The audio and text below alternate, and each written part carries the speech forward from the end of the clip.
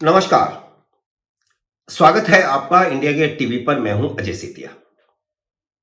मित्रों, आपको याद होगा कि सूचना आयुक्त उदय माहूरकर ने पिछले महीने यानी नवंबर में 25 नवंबर को शायद दिल्ली की मस्जिदों के इमामों को सरकारी खजाने से वेतन दिए जाने को गलत बताया था।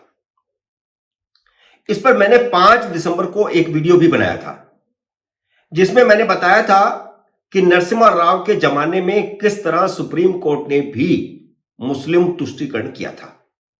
नरसिम्हा राव के शासनकाल में मुस्लिम तुष्टीकरण के लिए कई कानून बने, जिनमें से एक वक्फ बोर्ड कानून भी था। और वक्फ बोर्ड को इतने अधिकार दे दिए गए कि जिस प्रॉपर्टी को वो चाहे वक्फ की बता दें। सिर्फ कानून नहीं बने तुष्टीकरण के लिए, बल्कि कोर्टों का इस्तेमाल भी हुआ।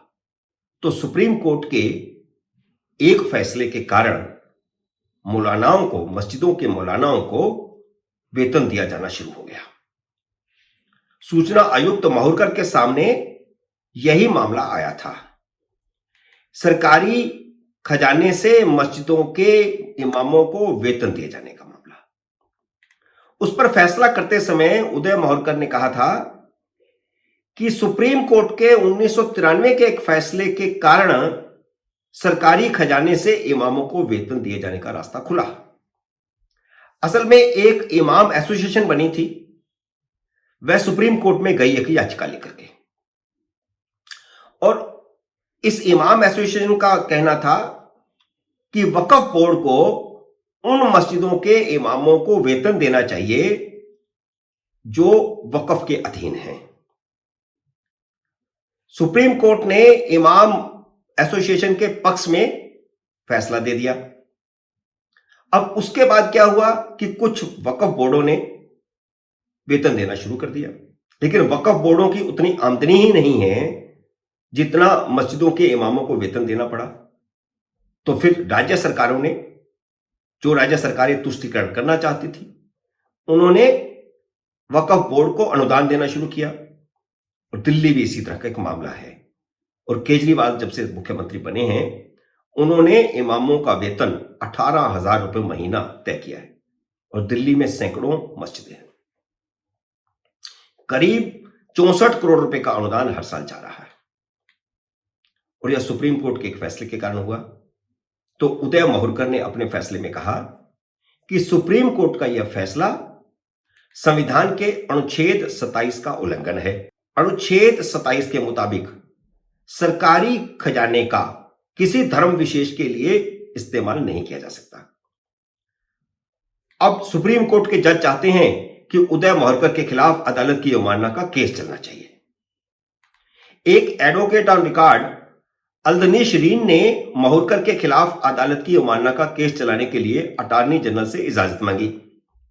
नियम के मुताबिक सुप्रीम कोर्ट में अदालत की अवमानना का केस चलाने के लिए अटॉर्नी जनरल की इजाजत की जरूरत होती है, लेकिन अटॉर्नी जनरल ने उन्हें अदालत की अवमानना का मुकदमा चलाने की इजाजत नहीं दी है। यह शुक्र है, यह अच्छी बात है कि इजाजत नहीं मिलने से सुप्रीम कोर्ट के जजों की और सुप्रीम कोर्ट की लाज बच गई, वरना सारी दुनिया में थू थू होती कि एक गलत फैसला दिया, संविधान के खिलाफ फैसला दिया, और फिर उसके बचाव में अदालत की अवमानना का केस बना रहे हैं। इस घटनाक्रम से ऐसा लगता है कि किसी जज ने ही इस एडवोकेट ऑन रिकॉर्ड को अदालत की अवमानना का मुकदमा ठोकने के लिए उकसाया होगा, वरना किसी वकील को क्या पड़ी थी कि वह सूचना आयोग के फैसले पर सूचना आयुक्त के खिलाफ अवमानना का मामला चलाने की इजाजत मांगता। उसका तो कुछ इससे लेना देना था नहीं।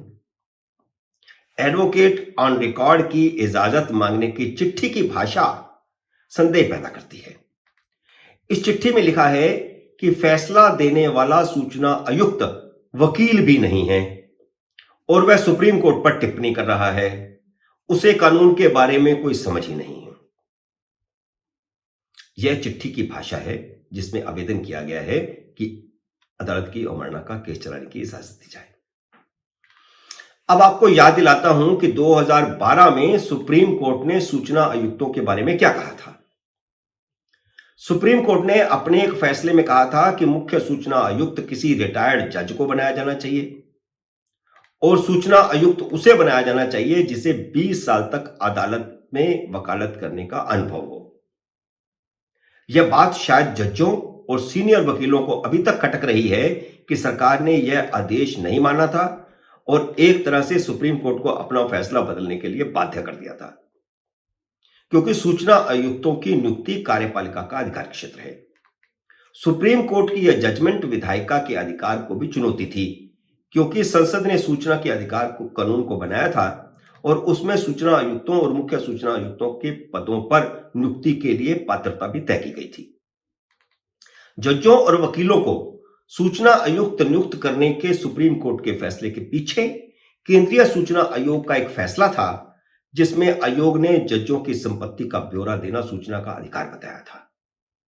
तो यह सूचना आयोग और सुप्रीम कोर्ट में जो शहमात का खेल चल रहा है, इसे समझने की जरूरत है। सुप्रीम कोर्ट चाहता है कि हर संवैधानिक संस्था पर उसका अधिकार हो, लेकिन विधायिका और कार्यपालिका यह नहीं चाहती और यह बार बार टकराव हो रहा है। विभिन्न मुद्दों पर टकराव हो रहा है, जजों की नियुक्तियों पर भी टकराव हो रहा है। मित्रों, उम्मीद है मेरा यह विश्लेषण आपको पसंद आया होगा। इसे लाइक करिए, शेयर कीजिए और अगर आपने मेरे यूट्यूब चैनल को सब्सक्राइब नहीं किया तो कृपया सब्सक्राइब कीजिए और घंटी का बटन भी दबाइए, ताकि जैसे ही मेरा नया वीडियो आए आपको सूचना आए। मेरे नए वीडियो का करिए इंतजार। तब तक नमस्कार।